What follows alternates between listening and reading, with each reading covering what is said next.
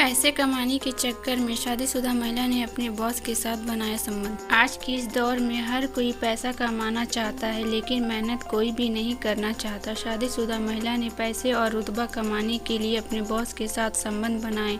आइए जानते हैं पूरी कहानी। ये बात किसी से नहीं छिपा है कि कॉर्पोरेट कल्चर चुनौती से भरा होता है। ऊंची पोजीशन पर बैठने लोग न केवल आगे बढ़ने का लालच देकर सेक्सुअल हैरेसमेंट करते हैं, बल्कि काम समय में पैसा कमाने की चाह लोगों को ऐसा करने के लिए मजबूर भी कर देती है। मैं भी उन्हीं में से एक रही हूँ। मैंने भी कभी नहीं सोचा था कि एक झटके में मेरी वर्क लाइफ पूरी तरह बदल जाएगी। दरअसल मैं शुरू में एक मजबूत इरादे वाली महिला रही हूँ। मुझे हमेशा ही अपने करियर में आगे बढ़ने की जिद थी, जिसके लिए मैंने 25 साल की उम्र में ही एक एडवर्टाइजिंग एजेंसी में काम करना शुरू कर दिया था। मैं काम में काफ़ी अच्छी थी, इसीलिए बहुत कम समय में मेरा नाम कंपनी के सबसे पॉपुलर लोगों के साथ लिया जाने लगा था। मैंने 3 साल के अंदर ही मैं आसमान छू लेने जैसी उपलब्धि प्राप्त कर ली थी।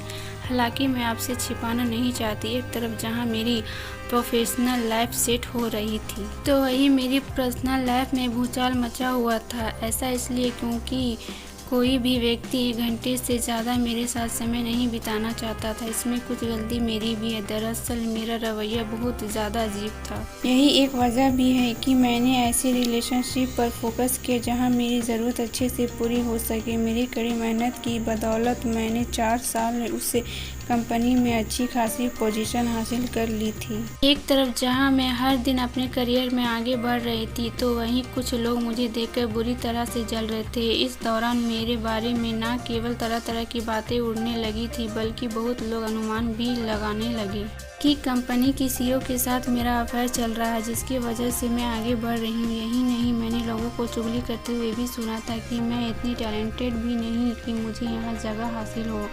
मैंने यह प्रमोशन अपने ओहदे संबंधों के कारण पाया। हालांकि यह सब सच था। मेरे अपने सीईओ के साथ एक्स्ट्रा अफेयर चल रहा था। मैं उसकी रखेल बन गई थी। दरअसल कंपनी में जॉब शुरू करने से पहले मैं सावन से मिली थी।